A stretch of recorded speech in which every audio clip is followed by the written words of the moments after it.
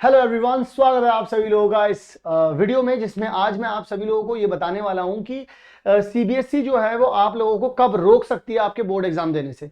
यानी कि और मेनली यहां पर इस वीडियो में हम लोग अटेंडेंस की बात करेंगे, और अगर शॉर्ट भी है अटेंडेंस तो उसके लिए क्या करना है, और आपको क्या लग रहा है कि जनवरी में जाने से आप लोगों के क्या अटेंडेंस पर इंपैक्ट पड़ने वाला है या नहीं पड़ने वाला है। तो मैं आप लोगों को इसके बारे में सारी बातें बताऊंगा और कुछ ऐसे पॉइंट भी बताऊंगा जो कि सबसे ज्यादा मैटर करते हैं इस पर्टिकुलर पॉइंट ऑफ व्यू में।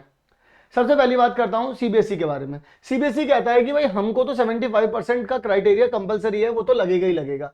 मैंने कहा ठीक है, बिल्कुल लगेगा। सीबीएसई ने अपना एक सर्कुलर भी जारी किया था, जिसमें उन लोगों ने ये बात बताई थी कि 75% तो भाई चाहिए ही चाहिए।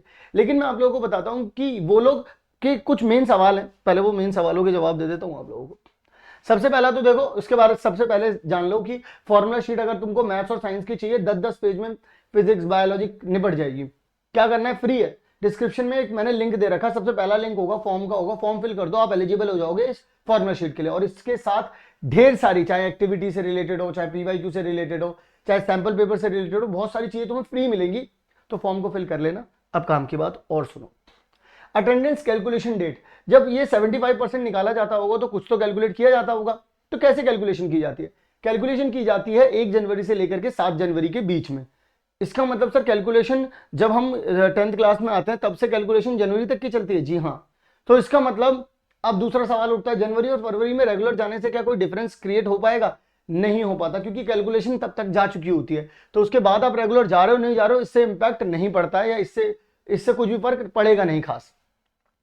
तीसरे नंबर पर क्या स्कूल आपको रोक सकता है? अगर आपकी अटेंडेंस कम है तो क्या स्कूल आपको रोक सकता है? तो जी हाँ, बिल्कुल स्कूल आपको रोक सकता है। लेकिन एक और सच सुन लो, ये सबसे ज्यादा जरूरी है कि स्कूल आपको नहीं रोकता है 99.99%। 0.01% उन बच्चों को रोका जाता है जो कि बिल्कुल स्कूल वालों से बना के नहीं चल रहे हैं, लड़ाई करके चल रहे हैं, या गुस्सा दिला रखा है, या वो तुमसे आक्रोश में है, या तुमसे रूठे हुए हैं। ऐसे केस में वो लोग तुम्हें रोकने की कोशिश करेंगे, अदरवाइज नहीं करते। क्यों नहीं करते, उसके पीछे का रीजन बता देता हूँ। अगर कम बच्चे बोर्ड एग्जाम देंगे तो स्कूल का रिजल्ट खराब होता है। स्कूल के बारे में धारणा बनती है कि स्कूल के 60 बच्चे थे पर आए 55 बच्चे बस, या 60 थे 58 आए, 58 आए, 60 थे 58 आए। तो इस तरीके का परसेप्शन बनता है, इसलिए स्कूल वाले ज्यादा से ज्यादा बच्चों को भेजने की कोशिश करते हैं।